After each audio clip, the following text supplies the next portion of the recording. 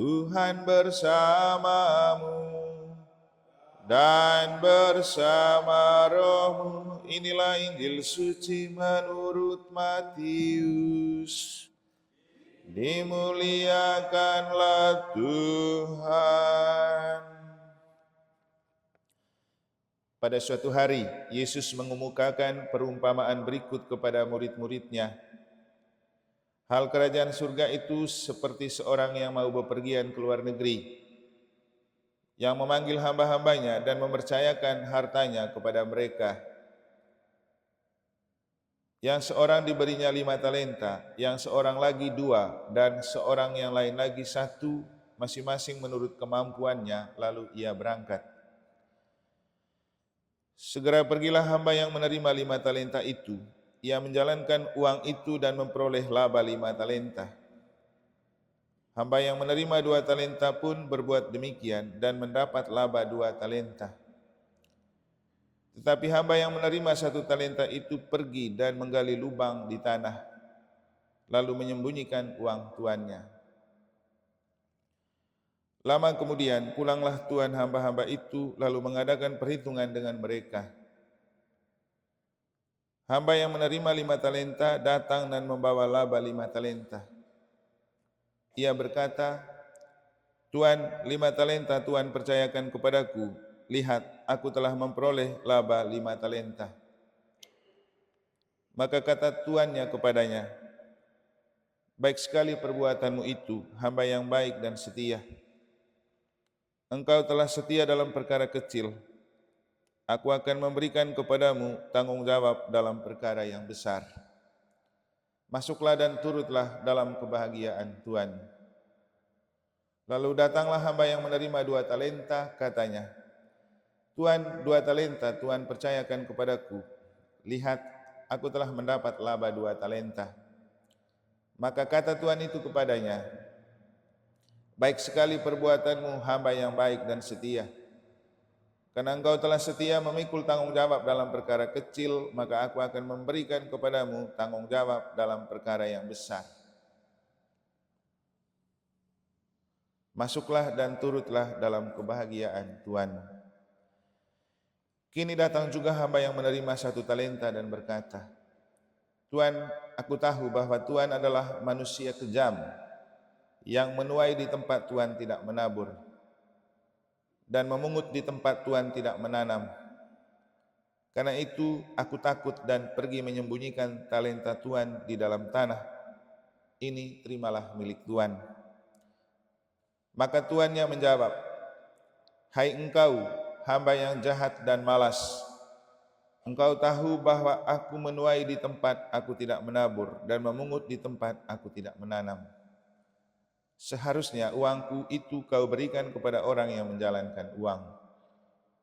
Supaya sekembaliku aku menerima uang itu serta dengan bunganya. Sebab itu ambillah talenta itu daripadanya dan berikanlah kepada orang yang mempunyai 10 talenta itu. Karena setiap orang yang mempunyai akan diberi sampai ia berkelimpahan, tetapi siapa yang tidak mempunyai, apapun yang ada padanya akan diambil. Dan buanglah hamba yang tidak berguna itu ke dalam kegelapan yang paling gelap. Di sana akan ada ratap dan kertakan gigi."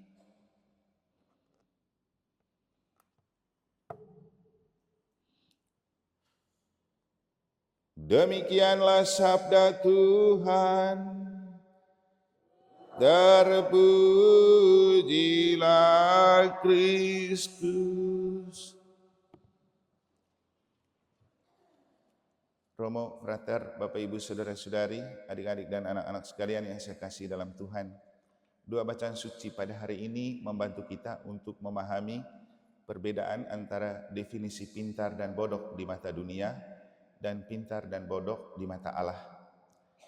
Dalam bacaan pertama kita mendengar bagaimana Santo Paulus berbicara tentang orang yang bodoh di mata dunia dipakai Allah. Dan dalam Injil kita mendengar dan melihat bagaimana orang-orang yang pintar di mata dunia tidak dipakai oleh Allah. Bodoh dalam mata dunia artinya orang tidak bisa berpikir dengan baik, orang yang tidak bisa mengandalkan akal budi. Sedangkan bodoh di mata Allah adalah orang yang otaknya oke tapi tidak bisa pakai hati dengan baik. Itulah kenapa orang seperti Yesus itu dianggap bodoh di dunia. Kenapa? Dia mengandalkan hati tapi tidak pakai otaknya. Contoh, orang-orang Yahudi kan, orang-orang Yunani kan menganggap Yesus itu bodoh. Kenapa? Dia tidak bisa mempertanggungjawabkan kebenaran di hadapan pengadilan, hal yang kemudian membuat dia disalibkan atau dihukum. Jadi sampai dia dihukum itu kan karena dia bodoh, tidak bisa berdalih dan beradu argumen. Padahal memang Yesus itu tidak berbuat salah. Tapi itu bukan masalah kebodohan, tidak bisa mempertanggungjawabkan.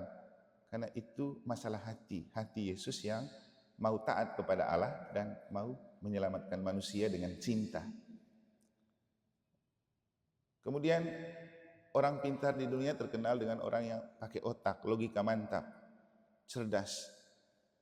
Dan itulah kenapa orang-orang pintar sering dipakai oleh dunia tapi jarang dipakai oleh Tuhan. Kenapa? Ya, orang pintar juga dia pintar untuk membohongi. Tidak ada korupsi yang bodoh. Banyak orang jadi pejabat karena pintar, tapi justru setelah itu dia gampang untuk memanipulasi rakyat dengan korupsi. Jadi untuk korupsi itu bukan orang bodoh, orang yang harus betul-betul lihai, licik dan pintar.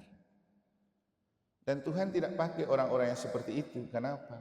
Orang yang boleh punya otak tapi tidak punya hati. Tuhan hanya mau pakai orang yang punya hati. Misalnya dalam Injil, orang yang diberikan 1 talenta itu dia otaknya mantap, logikanya mantap. Dia bilang apa? Tuhan itu menabur di tempat di mana Anda tidak layak untuk mendapatkan. Jadi saya tidak mau melabakan talenta itu. Tapi beberapa yang lain yang terima 10 atau 5 talenta, mereka tidak terlalu berpikir logis. Yang paling penting mereka terima dengan tulus, mereka mengembangkan dengan hati. Makanya tuannya itu ada bahasa begini. Terima kasih atas kesetiaanmu, hamba yang baik.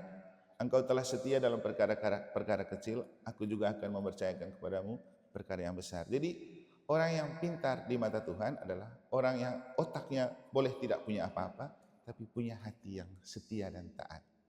Dan yang paling penting dari hidup beriman bukan soal otak pintar, tapi hati yang setia dan taat.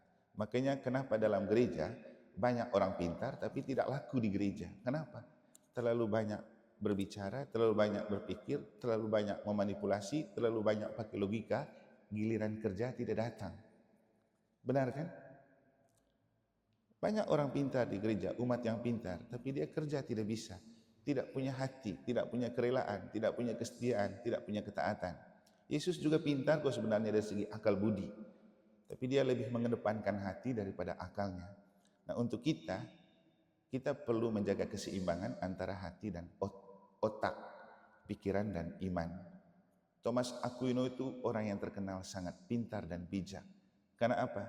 Ia mampu memakai hati dan budi untuk beriman dan untuk mengembangkan gereja. Mampukah kita memakai hati dan budi untuk menumbuh kembangkan iman dan membangun gereja kita? Pertanyaan yang penting untuk kita renungkan.